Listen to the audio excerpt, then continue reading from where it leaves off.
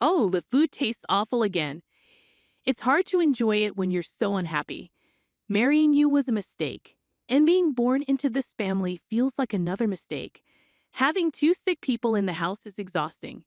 Whenever my husband looks at me, he just complains. I don't want his words to upset his sick parents. My name's Chloe. I'm 34. We've been married for 5 years. We met through a friend when I was 29 and my husband was 31. After finishing college, I lost both my parents to illness one after the other. My husband, Sam, wanted to get married quickly, and I thought he was serious about it. But now I think he just didn't want to be left behind because all his friends were getting married. We started talking about marriage after only 6 months of dating, and I met his family. They were nicer to me than I expected, especially when they found out my parents had passed away. His mom helped me with the wedding planning like my own mom would have, and I was really thankful. So, I didn't mind the idea of living with his parents after we got married. Actually, I felt very welcomed. Chloe, your coffee tastes really good. Thanks. My dad, who passed away, loved coffee, and I do too because of him. Sometimes I even blend different types of beans myself. I was so passionate about coffee that I wanted to open a cafe with my dad someday. After my dad died, I lost my love for making coffee, but my father-in-law really likes the coffee I make. When I see how happy he is drinking it, it reminds me of my dad, and sometimes I cry. But my husband Sam doesn't care much about coffee. He can't even tell if it's instant or brewed from beans. He always says instant is probably better. I love cooking, but Sam doesn't seem to care about food. He never compliments my cooking and thinks all food tastes the same. But my mother-in-law enjoys cooking with me, which makes me happy. I always wanted to cook with a daughter like her. Chloe, you know so many recipes. You've been teaching me a lot, thank you.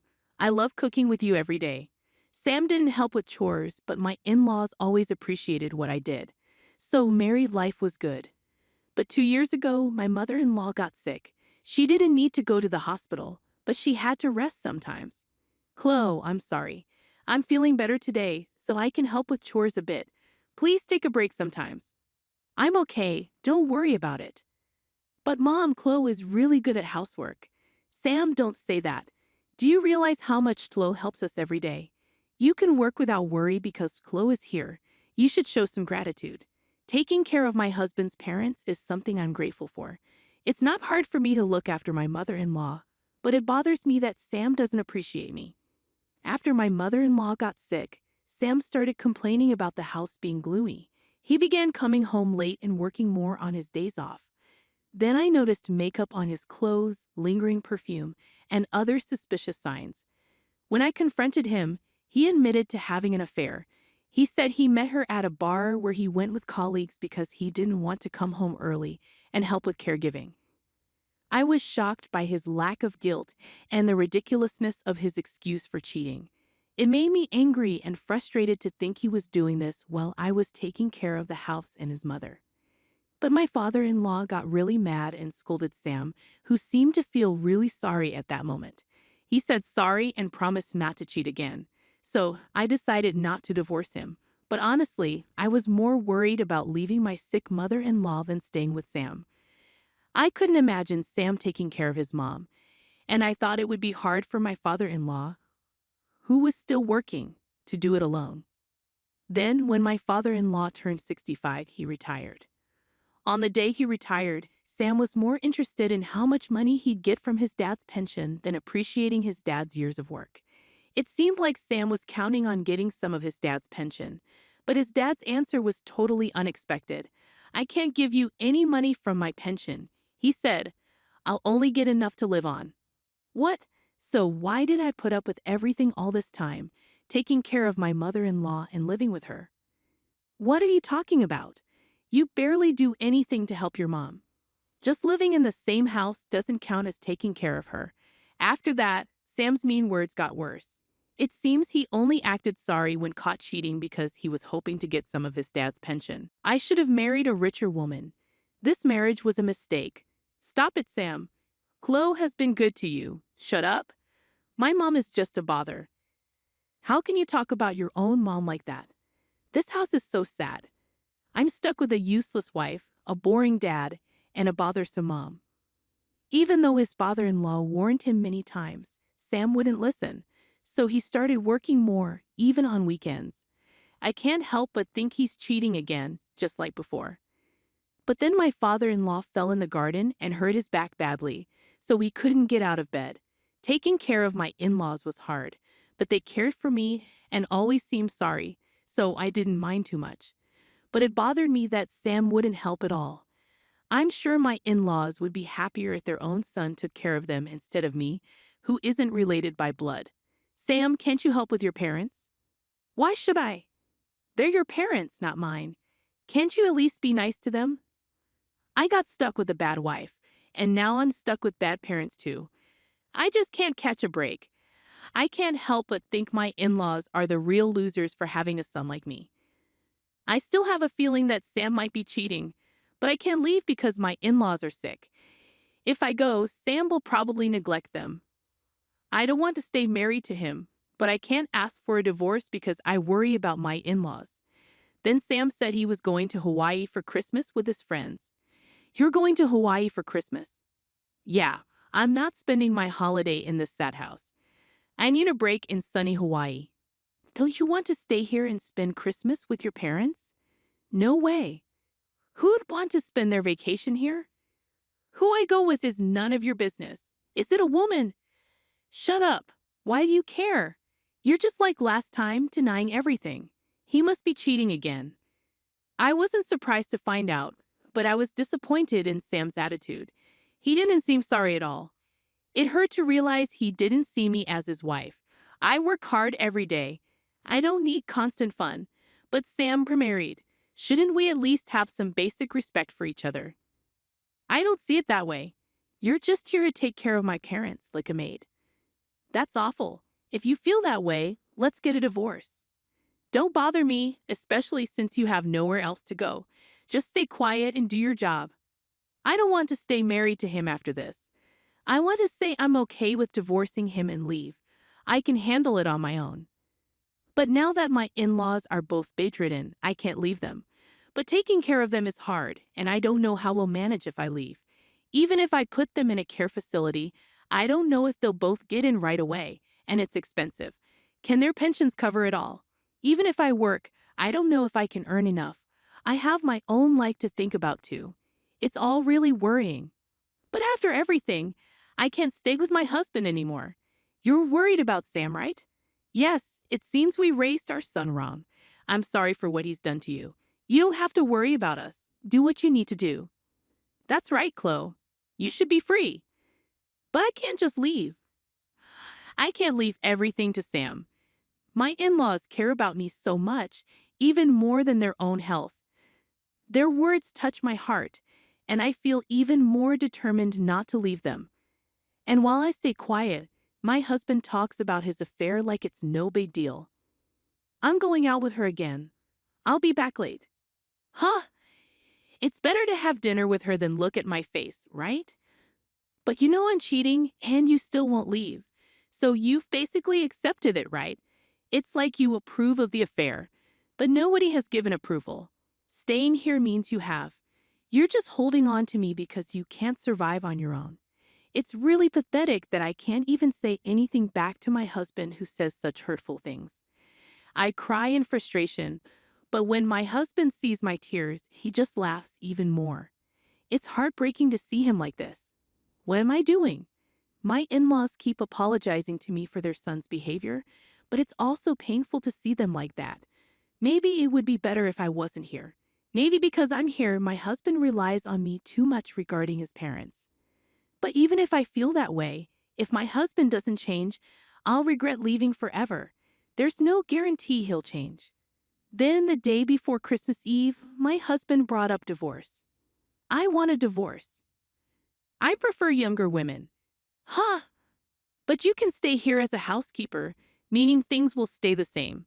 You'll live here for free, so think of it as your salary. With that, he put a signed divorce form in front of me. I understand. Of course, I won't become a housekeeper, as he suggests. But I also don't want to be his wife anymore. There's a limit to how much you can disrespect someone. I'm sure my husband knows I could leave his parents. That's why he can say these things so boldly. Knowing that makes me even more angry and frustrated. Well, take good care of them, okay? The next morning, my husband left happily for his trip to Hawaii. Even if I left him, I wanted to stay with my in-laws, but it wasn't that simple. I had to let Christmas pass without him. But without him, the day was peaceful, with no complaints. The three of us enjoyed Christmas dinner together, laughing while watching TV. Even though I knew I had to think about the future, I wished this peaceful time could last forever. And then, from the TV, I heard the Christmas song start. "Merry Christmas, I'm used to." Suddenly, my father-in-law sat up in bed. "All right, let's get going, dear." "Okay," my mother-in-law replied as she quickly stood up. "What's going on?" "Merry Christmas, Chloe." "Merry Christmas." "Merry Christmas, but is your back okay? How are you feeling?" When I asked, they looked at each other and smiled. Then my dad gave me surprising news. On December 30th, my husband Sam came back from his trip. He called me sounding panicked. "Hey, what's going on? Where are you? I can't reach Mom or Dad."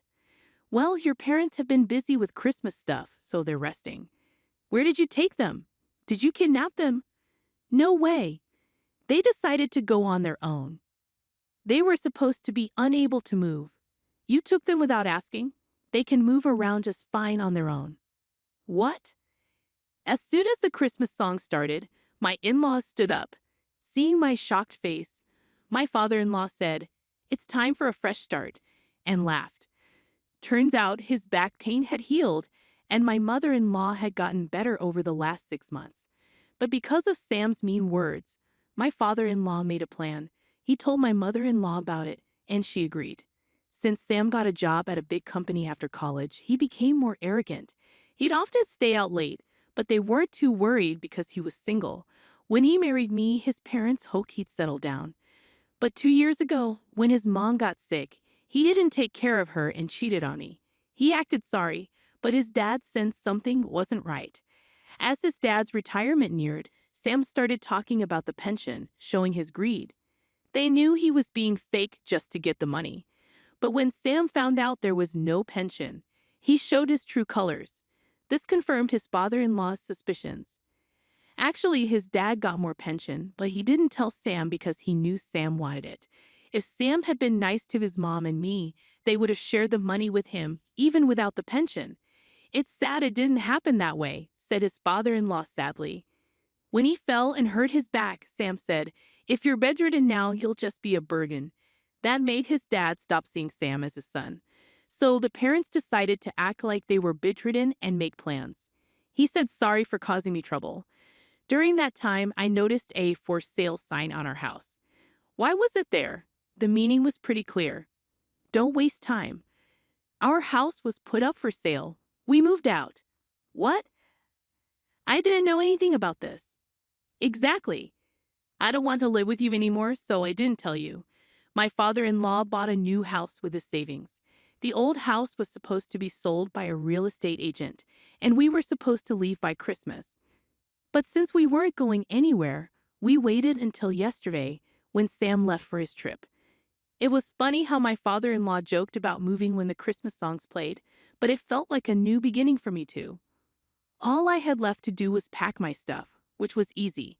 The movers were already booked, and everything was moved out by the 28th. "Dad, did Sam get enough money from the pensions?" "He didn't tell you because he wanted it all for himself." "What about the money from selling the house?" "I'm his son, so I should get a share.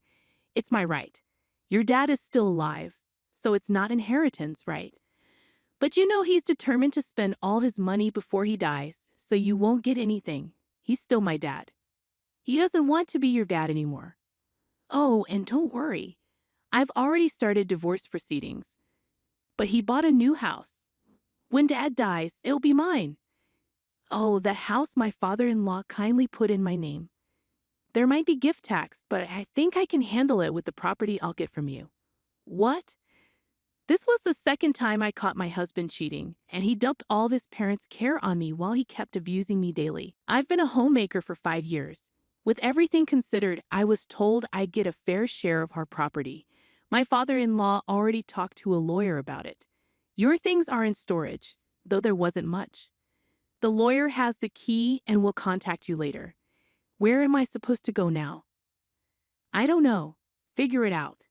That's not helpful. I told my girlfriend I'd be living in a nice house with a maid. Without a house or you, I'll look bad. I couldn't believe he said that to me. It reminded me he only thinks about himself. I didn't even want to talk anymore, so I hung up. Maybe you can do wrong without getting caught. My ex-husband's boss saw him in Hawaii during a work trip and found out. His company has strict rules, so he got demoted and a big pay cut. After my lawyer contacted the woman my ex-husband was seeing, she disappeared. Sadly, my ex-husband keeps asking to get back together, but I won't agree to that. Now he's struggling to pay his bills because he spent a lot on his mistress. He begged my lawyer to reunite us, crying about his problems, but the lawyer said no.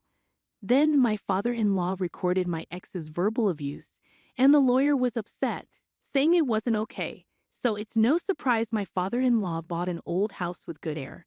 I'm planning to turn it into a cozy cafe. We discuss ideas every day, trying to make it work. I don't know if it'll succeed, but I'm giving it my all. Seeing my in-laws happy makes me happier than anything else. I want us to keep living together, enjoying good coffee and getting along.